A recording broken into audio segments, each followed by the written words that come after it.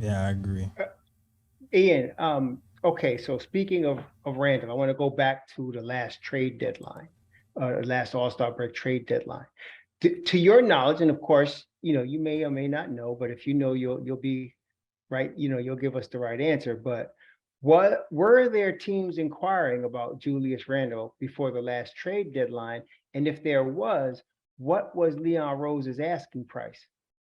So I know that there was at least one team that had conversations with people from the Knicks about a Randall trade. They had interest.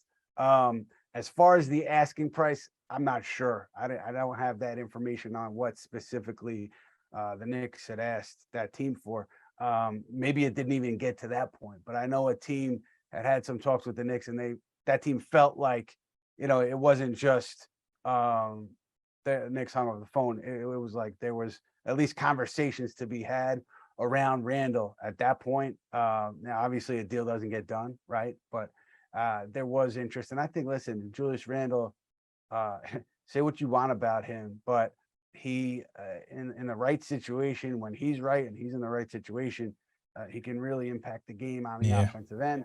We saw it a couple of years ago. So if he can raise his shooting percentages a bit, and if the Knicks win games, I would assume there's going to be teams interested in him moving forward this season. Whether the Knicks are willing to make a trade of Randall or not, I don't know, but I would assume that interest would be renewed if he can shoot the ball a little bit better, and the Knicks are having some success.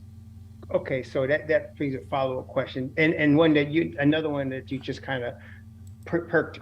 You don't have to say the team, but was it a West Coast team that was interested in him or an East Coast team? Man, now we want to.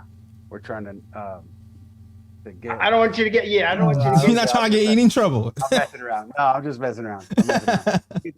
I could say it was a West Coast team. Yeah. Okay. Okay. And if both Obi and Randall play well the first half of this season, let's say they're splitting minutes and Randall is doing what he did against Detroit on a regular basis, do you feel like if a first rounder, an unprotected first, is coming back, will the Knicks entertain a trade for him?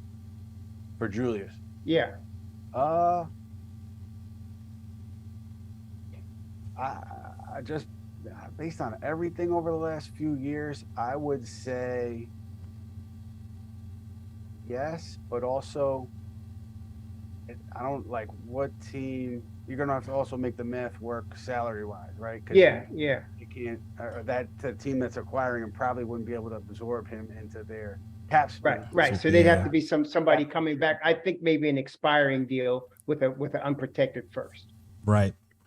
I think they would listen. I think they would listen because you drafted Obi Toppin, right? And Right. they like Obi Toppin, and I think people over there, some people want to see where he could go with a bigger role. And you're not getting that bigger role with Julius Randle there unless you're making those decisions we talked about earlier.